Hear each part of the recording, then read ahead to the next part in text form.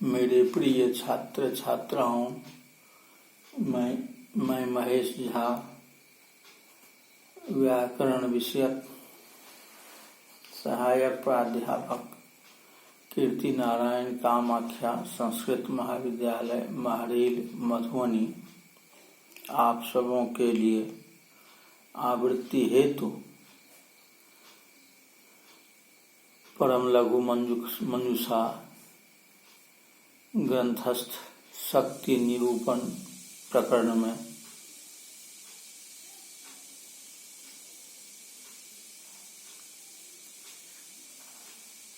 तृतीय भाग में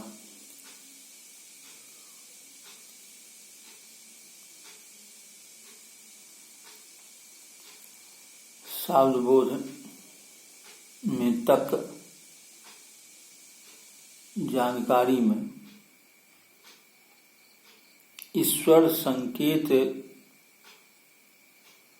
रूप शक्ति जो तार्किक के द्वारा स्वीकार किया गया है, उस ईश्वर संकेत रूप शक्ति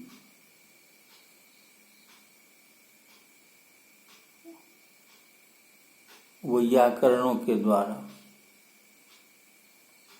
अस्वीकार्य है। उसी संबंध में जानकारी प्रस्तुत की जा रही है।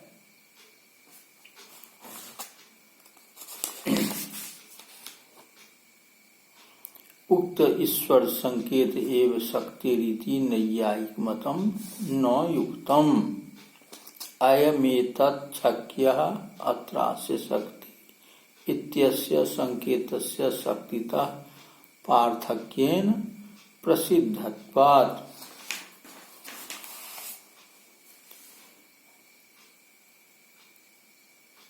यह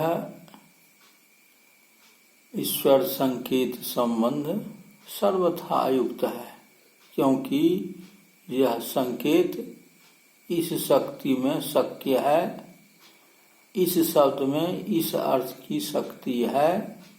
इस प्रकार शक्ति से संकेत पृथक प्रतीत होता है। संकेत ही को शक्ति मानना सर्वथा अनुचित है।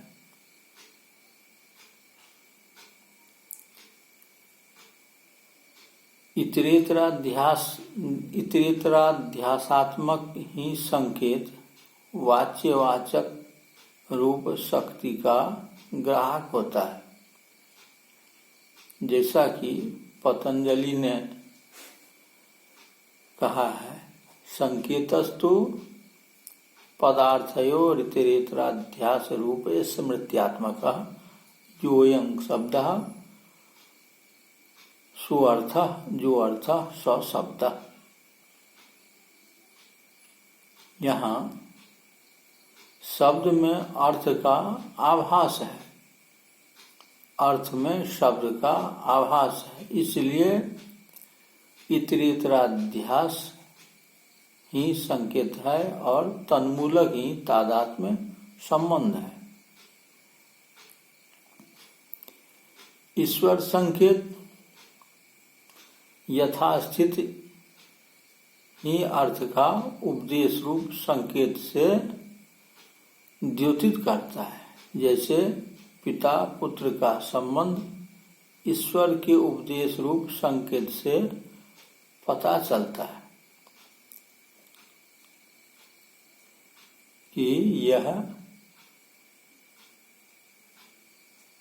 उसका पिता है, यह इसका पुत्र है, यह घट शब्द घट का वाचक है, अनुमित अर्थ का नहीं। इसलिए ईश्वर संकेत ही शक्ति है। यह नैयायिक का कहना सर्वथा असंगत है। इस प्रकार इतरेतराध्यास रूप संकेत है और तन्मूलक ही तादात्म्य संबंध है, यह नागेश सिद्धांत है। यदि शब्द और अर्थ में तादात्म्य संबंध ही माना जाए तो शब्द म शृणोत अयथार्थम शृणोत इत्यादि स्थल में श्रवण क्रिया का कर्म तथा ओमित्येकाक्षरं ब्रह्म, इसमें वर्ण और ब्रह्म का एकत्व प्रतिपादन करना असंगत हो जाएगा। शब्द तथा अर्थ में तादात्म्य संबंध मानने ही से वृद्धिरादेश इस सूत्र का वृद्धि पदा भिन्ना आदेश यह अर्थ निष्पन्न होता है। अन्यथा एक विभक्ति के पद और अर्थ का अभेदान्वय बोध असंगत हो जाएगा। अब प्रश्न यह है कि जब तादात्म्य संबंध भेदाभेद समनियत है, अर्थात भिन्न होने पर भी अभिन्नतया जिसकी प्रतीति नहीं हो वही तादात्म्य संबंध होता है, तो भेद भी है और अभेद भी है, यह विरोध है। इसके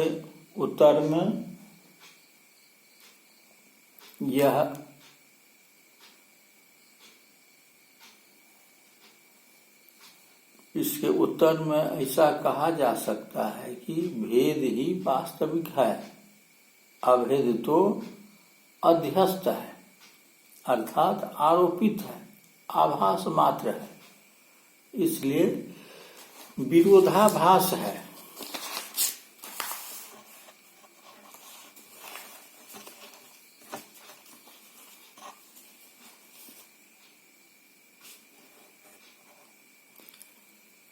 यहाँ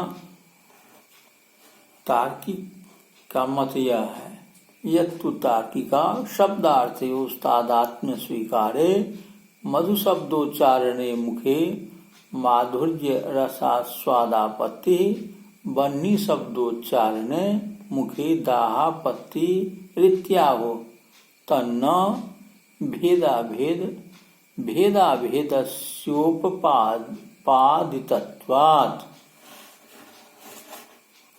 यहाँ तार्किक कहते हैं कि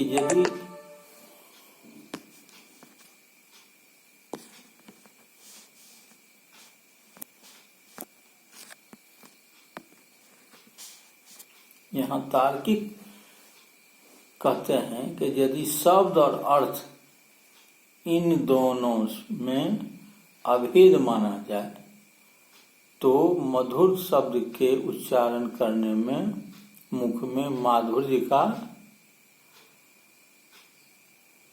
आस्वाद क्यों नहीं, एवं बन्ही शब्द के उच्चारण करने पर मुख में दाह क्यों नहीं।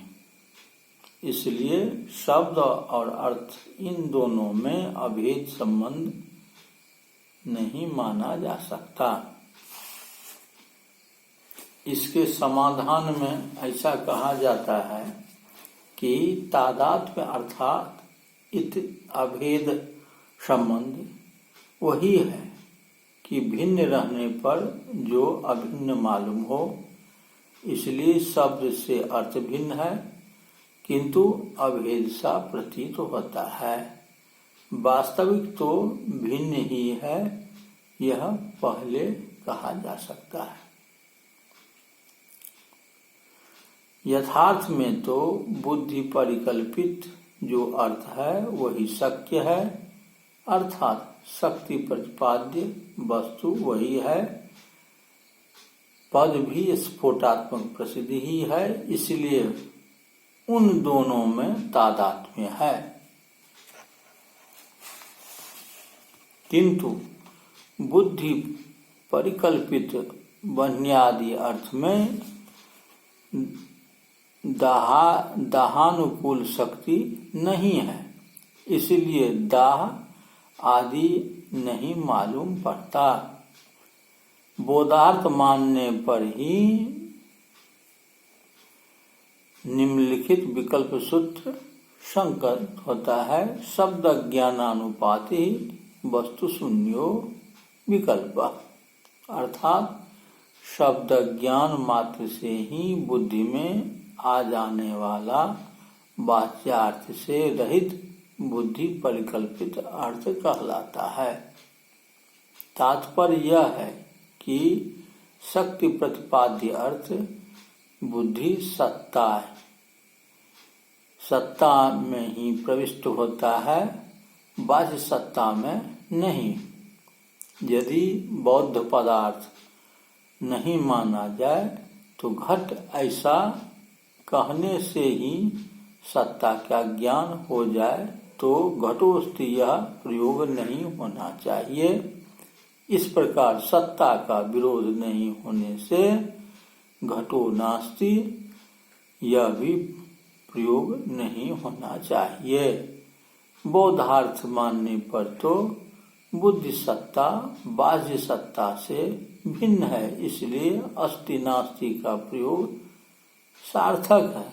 इसीलिए एस बंध्या सुतो जाति ख पुष्पकृत शेखर कूर्मक्षीर चये स्नातः ससश्रृंग धनुर्धर इत्यत्र बंध्यासुतादीनां वाच्यार्थ शून्यत्वेपि बुद्धि परिकल्पित बंध्यासुत शब्द वाच्यार्थमादाय अर्थवत्वात् प्रातिपदिकत्वम् अन्यथा अर्थवत्वाभावेन प्रातिपदिकत्वाभावात् स्वादित्पत्तिर्न स्यात्।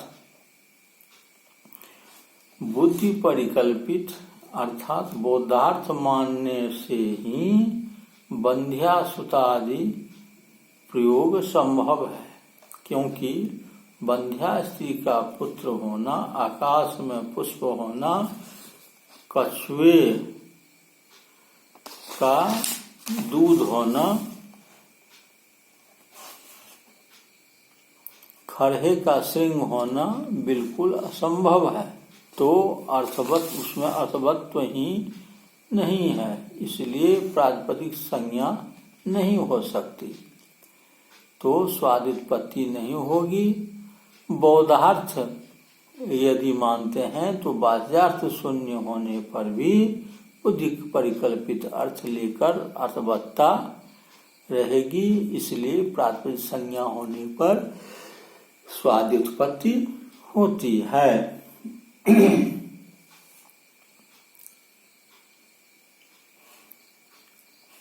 इसमें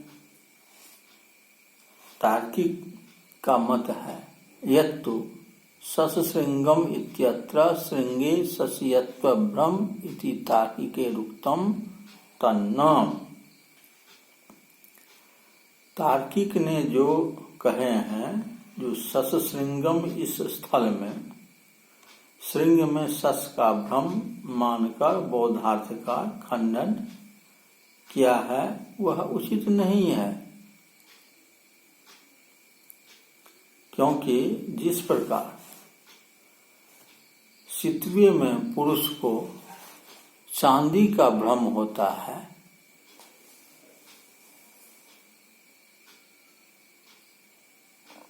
पर चांदी का कार्य नहीं हो सकता, क्योंकि भ्रम वास्तविक कार्य का निर्वाह नहीं होता। इसलिए श्रृंग में सस का भ्रम होने पर अर्थवत्ता नहीं होने से प्रातिपदिक संज्ञा ही नहीं हो सकती, तो ससश्रृंगम यह प्रयोग ही नहीं हो सकता। तथा अभाव ज्ञान में प्रतियोगी का ज्ञान ही कारण नैयायिकों के सिद्धांत में है, तो जब सस का श्रृंग ही अप्रसिद्ध है तो उसका अभाव तो बिल्कुल ही अप्रसिद्ध तो शब्दबोध भी नहीं हो सकता। अब यहाँ एक प्रश्न यह होता है कि जब शब्द और अर्थ में तादात्म्य संबंध है तो अर्थ भेदात शब्द भेदा यह व्यवहार क्यों होता है? इसके समाधान में ऐसा कहा जा सकता है कि तद्भिन्नत्वे सति तदभेदेन प्रतीयमानत्वं तादात्म्यम, अर्थात शब्द और अर्थ दोनों भिन्न हैं किंतु अभेद सा प्रतीत होता है, इसलिए तत्त अर्थनिष्ठ तादात्म्य संबंधावच्छिन्न शब्द भिन्न है, इसलिए अर्थभेदात शब्द भेदा यह व्यवहार ठीक है। समानाकार मात्र से अर्थात श्रावण प्रत्यक्ष विषयतावच्छेदक धर्म के एक होने से अर्थात शब्द और अर्थ के तुल्याकार प्रतीत होने से एकोयम शब्दो बह्वर्थ यह व्यवहार होता है, इसलिए अर्थ के भेद से शब्द का भेद हो सकता है किंतु बह्वर्थ का प्रतिपादक नहीं हो सकता। इसलिए यह व्यवहार शब्द और अर्थ इन दोनों के समान आकार से ही प्रतीत होता है। इस प्रकार यह भाग संपन्न होता है। इससे अगला भाग में जानकारी प्रस्तुत की जाएगी। धन्यवाद।